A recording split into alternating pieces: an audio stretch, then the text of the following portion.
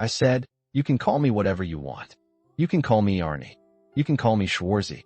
You can call me Terminator. You can call me Governator. But please don't call me self-made man." I said this because I didn't get here on my own. Michael Jordan said in one of his interviews, when they said, "You are amazing. You're the best basketball player ever. Tell me about that." And he says, "Well, you just talked about success." He says, "To be the best basketball player, I missed 9,000 shots." So in those games where he did so well, he missed 9,000 shots. Does that make him a failure? No. He's one of the best basketball players ever, but he failed 9,000 times. Do you understand? We have many people who say no, and you can't do it. That's impossible. But when you start doubting yourself, that's really dangerous. Because now what you're saying is that if my plan doesn't work, I have a backup plan. I have a plan B. This means you start thinking about plan B, and every thought you put into plan B takes away from plan A. This is very important because plan B acts as a safety net. It means if I fail, I have something else to catch me. We do better without a safety net. One reason people want a plan B is that they fear failing. Everyone fails, and that's okay. I dislike plan B. People do better in sports and other things when there is no plan B. I've never had a plan B. I made a full commitment to be a bodybuilding champion. I made a full commitment to be in America. I have fully decided that I am going to get into show business, and I will be a star no matter what. I will work hard, over and over, until I succeed. What if I fail? If I do, I won't have anything else. But let me tell you, don't fear failure, because failing is okay. You need to fail to move up. Everyone fails. The problem is when you fail and stay down. Those who stay down are losers. Winners fail and get back up. Fail and get back up. Fail and get back up. You always get back up. That is what makes you a winner. We all lose at times. This is normal. That's why I say don't worry about losing. If you are scared of losing, you will freeze up. You won't be relaxed. To do well in anything, whether it's boxing, your job, or thinking, you must be relaxed. So take it easy. It's okay to mess up. Let's just go for it and give it all you've got. That's what matters. So don't worry about failing. I believe that every day, we get help from someone. That's why I said before, nobody does it all alone. When you think about it, you're born and need your parents to care for you. You need your teachers to guide you.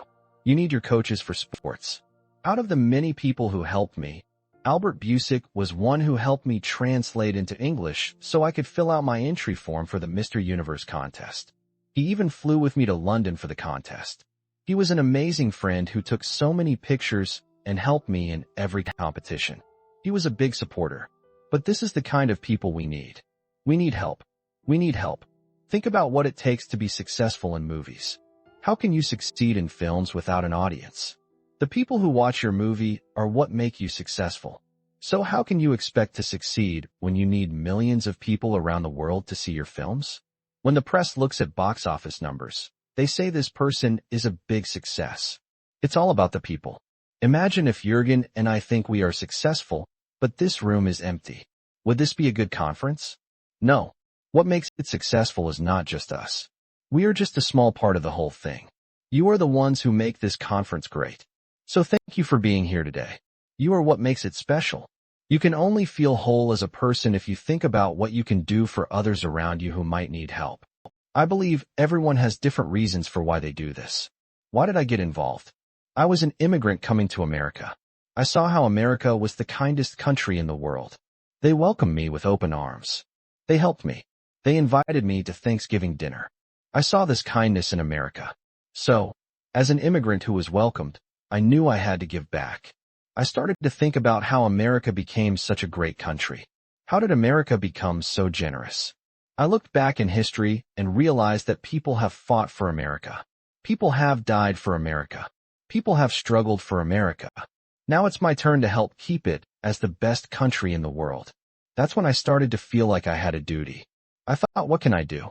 I'm a bodybuilder. Then I saw the Special Olympics and realized I could help train the athletes there. So, we got involved with the Special Olympics, and soon I suggested starting powerlifting. We included deadlifts, which are safe, and bench presses, which are also safe.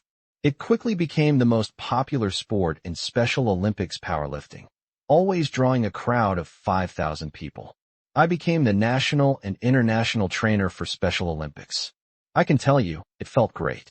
I felt even better than winning a bodybuilding contest when I went to their events and saw hundreds of athletes from around the world competing in powerlifting, happy and feeling included, knowing they were equal to everyone. It was an amazing feeling, and that's why I got so excited about it. After that, I started visiting military bases in America to train our soldiers. Back then, bodybuilding and weight training weren't popular at all. Now they are. If you go to Iraq, like Baghdad, you see American soldiers training in big facilities. Everything changed. But back then, it was not popular. So I traveled from military base to train the soldiers, sailors, and airmen. The more I did this, the more I felt good about giving back. That's when I got the idea for after-school programs. When I traveled to schools to train students, I noticed many students hanging out outside after school. I asked the school principal what they were doing. He told me, "Arnold, you need to know that 70 of the kids in our schools come from families where both parents work. So, there is no one to pick them up." This gave me the idea to start after-school programs to keep these kids in school while their parents work. We would help them with homework, offer tutoring, sports, fitness, arts, music, and painting. It became very successful. As you can see, it became popular. Once it was a hit, we started after-school programs all across the U.S. Then in 2003, during the governor's race in California, I thought this was my chance to get involved and give it my all. People asked me, "Are you crazy to run for governor?" They said, "When you are governor, you can't make movies anymore. I know that you can't run the state and make movies." "Of course not." He says, "Well, you would lose all this money. I mean, you're getting $20, $25, $30 million a movie. You will lose that." I say, "I don't care." I say, "All the money I made is thanks to America. My success is because of America.